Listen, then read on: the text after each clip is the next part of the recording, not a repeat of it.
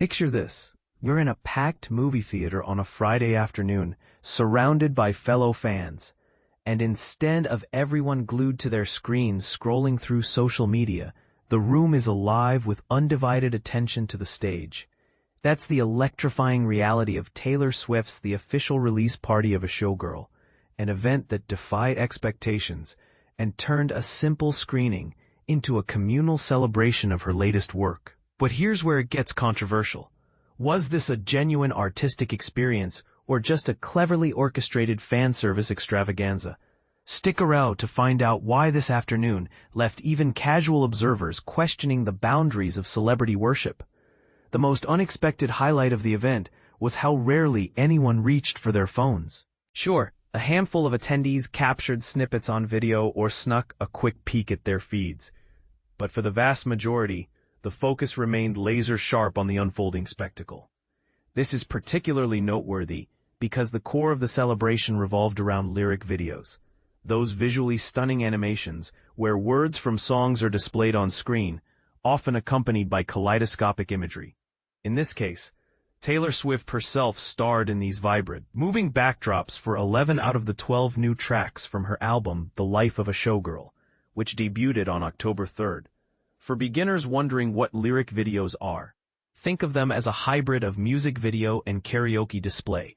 They showcase the lyrics in real time while providing eye-catching visuals to enhance the storytelling, making it easier to follow along even if you're not familiar with the tunes. We arrived at the theater roughly 15 minutes ahead of the scheduled start time, only to find that the usual pre-show movie, in this instance, Maria Menounos' Nuvi, had been swapped out for a custom intro.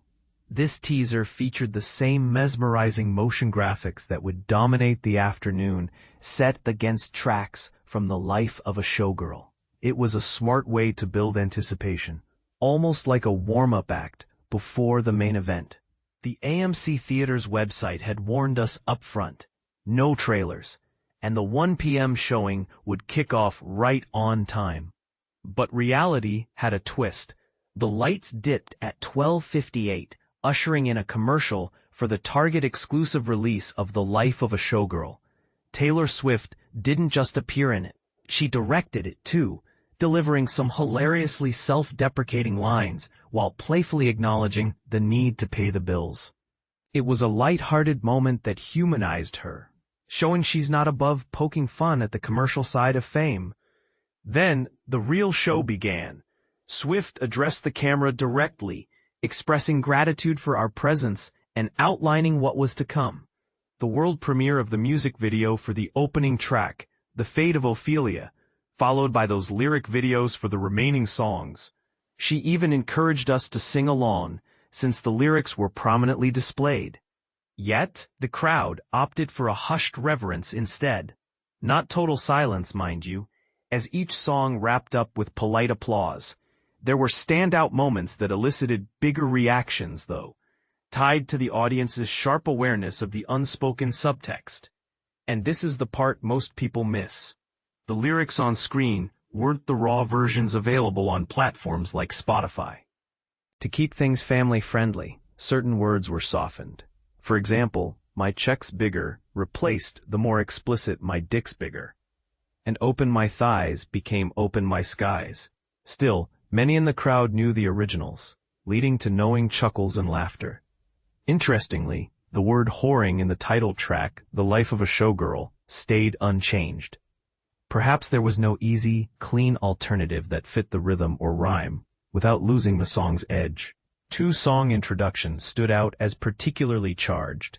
There was palpable excitement for actually romantic before Swift even spoke, and when she did, she described it as a love letter to someone who hates you, without naming names, a clear nod to rumors of it being a subtle jab at Charlie XCX.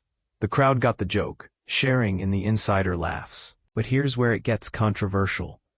Is this kind of veiled diss track a harmless bit of pop drama, or does it cross into petty territory?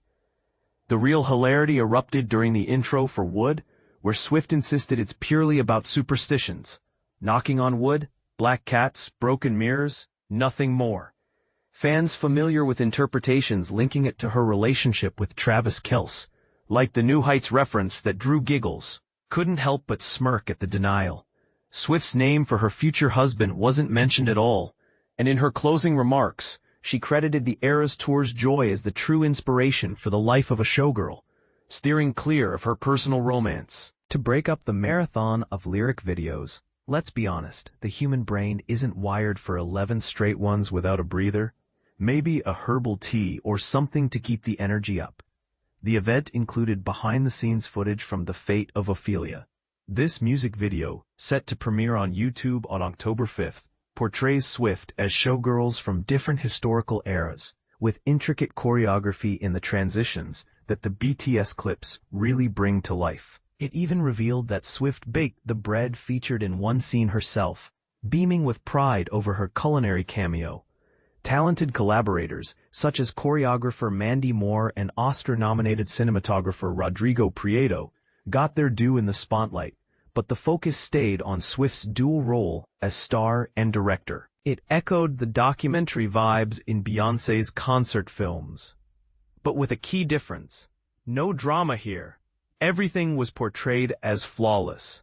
After nailing a take, Swift would call it perfect, yet push for another, saying, "Can I try to be a little better? I have more to give." It's a glimpse into her relentless drive for excellence, which could inspire anyone striving for perfection in their own creative pursuits. Ultimately, this was an experience crafted for Taylor's most devoted followers, probably not thrilling for outsiders. I didn't shell out $13 just to watch lyric videos on a big screen. I paid for the chance to join the Church of Taylor in collective adoration. It delivered that reverent vibe perfectly, even for someone like me who isn't a full convert.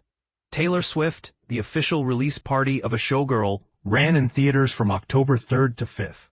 What do you think? Does this event highlight the magic of fandom, or is it an example of how celebrity culture can feel exclusionary?